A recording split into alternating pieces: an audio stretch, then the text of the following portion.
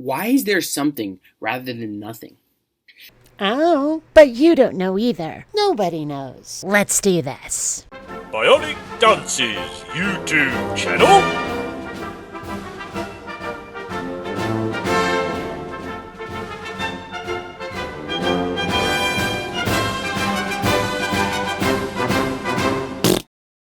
Greetings, fellow space travelers. BionicDance here. Let me just say that I absolutely love Questions for Atheists videos. Unfortunately, they've gotten few and far between in the last few years, and most of the ones I have seen lately have dealt with matters outside my usual scope. There are other, more scientifically literate channels that can handle questions about DNA and eukaryotic cells or whatever. I like debunking bad logic. Most of the questions this kid is going to ask are old stuff. And honestly, after more than a decade of debunking theism, I get bored after a while. But he delivers these 36 inquiries in a rapid-fire 3-minute video, and I'm going to try to reply in the same manner. That means that this video is going to be a bit less in-depth than usual, but it should be a lot of fun. Is there any evidence that suggests the universe is eternal? An argument could be made that there's evidence it might be.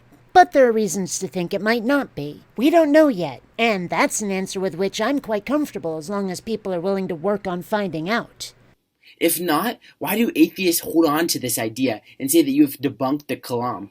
We don't need to argue that the universe is eternal to debunk Kalam. It debunks itself right from the first proposition, and the second does it no favors either. It claims that anything that begins to exist has a cause, but we've never seen anything begin to exist. Ever. We've only ever seen matter and energy change form, and that includes the universe. We've only ever seen that expand. Kalam's arguments are based on nothing.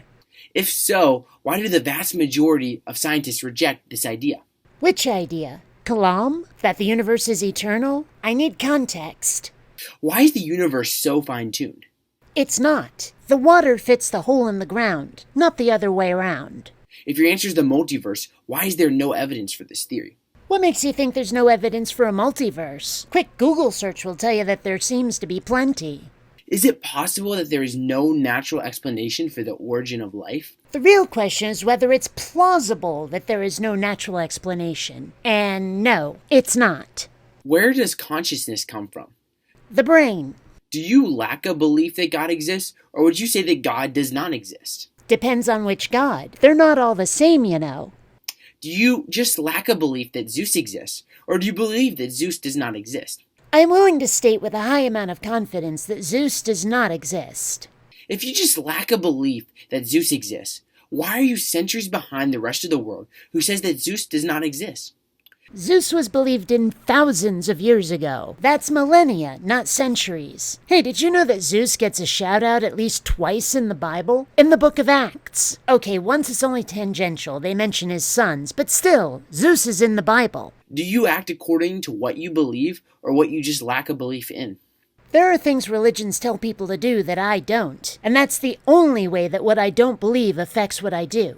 What evidence is there that atheism corresponds with reality? Irrelevant question. Atheism is not a belief the way a religion is. I didn't believe in a god. Religions propose gods to believe in. Those propositions do not appear to accurately represent reality, so I continue to not believe. Even if there is a god, nobody who says there is one has been convincing when they describe it. Is atheism a worldview? No.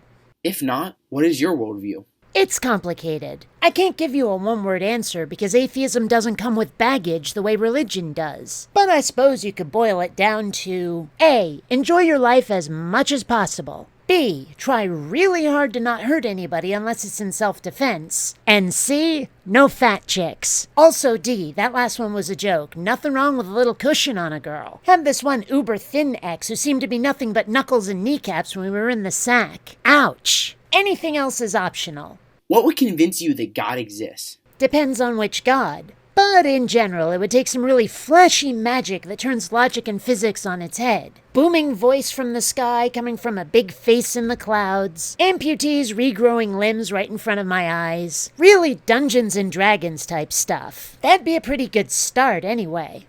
Are you willing to follow the evidence, wherever it leads, even if it leads to a different understanding of how the universe works? Are you? In my experience, skeptics and atheists say they're open to new evidence and conclusions, however unpleasant or distasteful they may be, while it's the theists who say they'll cling to their belief in God even if he's been 100% disproved. I have no loyalty to atheism. It's just a reasonable and logical position given the available data. If Jesus rose from the dead, would you become a Christian? Hell no. The Christian God is a horrible, horrible person. If he was human, he'd be shot for crimes against humanity for the crap he's pulled. You know, like global genocide by flood, for example. I wouldn't become a Christian. I'd go on a quest for the magic ring or flaming sword that could kill God before he could do, horrible, horrible things to us. If you wouldn't become a Christian, why would you ever accept the fact that he rose from the dead? Because belief and loyalty are not the same thing. Jesus wouldn't get my allegiance no matter what I believed. Why do atheists keep insisting that faith is blind trust, when that's not what Christians or the Bible say?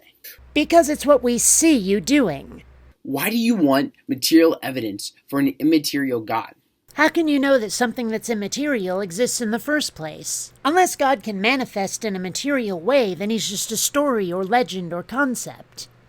Is there a purpose to life? That's a bit of an ambiguous and loaded question right there. Are we talking about some ultimate goal and life exists to achieve it? Are we talking about whether our lives as specific individuals have purpose? Not that it matters, really. As far as I'm concerned, the only purpose our lives have are the ones we choose. I have no reason to think otherwise. If there is, by what standard do you determine that life has purpose? If not, what is the point of listening to this video? What was part A of my worldview? Enjoy your life as much as possible. I do take a certain amount of pleasure from showing people they're wrong. What was part B? Try to not hurt anybody except in self-defense. There are a lot of religions that think I'm an abomination who must be marginalized or even killed. Debunking religion is self-defense. Where does morality come from? It's a survival trait. Humans are a social species, and behaving yourself helps us thrive as a group. You do want to thrive, don't you? How do you determine what is right and what is wrong? Imagine you find something unacceptable, but it's not covered by your religion's rules. The way you figured it out is the same way I figure out everything else. No God required. When a lion kills a cub from another pride, because that's what natural selection has raised it to do, is that morally acceptable? I don't really care. I'm not a lion. If evolution has put a sense of morality into us to help us survive, what makes our actions better than any other animal's actions? Nothing at all. But then, I also don't believe in objective or absolute morality either. There is no universal rule book we all have to follow. We are actors on a stage with no script, forced to improv. Is it morally acceptable for you to kill a toddler because you can no longer financially support it? I happen to find the idea personally repugnant. Is it morally acceptable for you to kill a fetus in the womb because you could not financially support it? Your body, your choice. Nothing has the right to inhabit it without your permission. Your explicit permission. And I don't give a tiny rat's ass about your reasons. Is it morally acceptable to kill a baby after it's been born? See my answer about the toddler. How can you morally differentiate between a baby in the womb at 6 months and a baby born prematurely at 6 months? See my answer about your body, your choice. Who was Jesus? Some ancient schmuck who started a cult we just can't seem to get rid of. Assuming he even exists in the first place. Either way, his fan club is worse than the most rabid Trekkies you can ever find. Why did his disciples say that he rose from the dead? Because it sounds cool. Why does the Bible keep lining up with archaeology? It doesn't. Why do the three bloodiest regimes in history, that being Mao's China, Nazi Germany, and Stalin's Russia, come from atheistic ideas? They don't. First, Hitler's Germany was very explicitly religious. Second, there are no atheist ideals. It's not a worldview. Third, give the Crusaders and the Spanish Inquisitors modern weaponry instead of blades and arrows, and their body count would be much higher. Fourth, why is the Middle East so drenched in blood despite being uber-religious? None to mention those whole Protestants versus Catholics shenanigans in Ireland. You can't blame atrocities on atheism, and stop trying. And that's all the questions. Until next time, fellow space travelers, this is BionicDance saying don't run on automatic. Instead, please think. I like debunking Debunching. There are things religions tell jeepers. There are things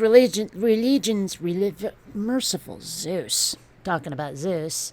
I stole that line from Buffy. Xander said it once. Never mind. Are we talking about some ultimate goal and life exists? Try to not hurt anybody except in.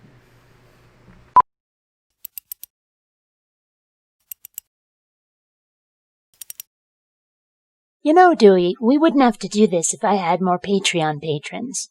Just saying.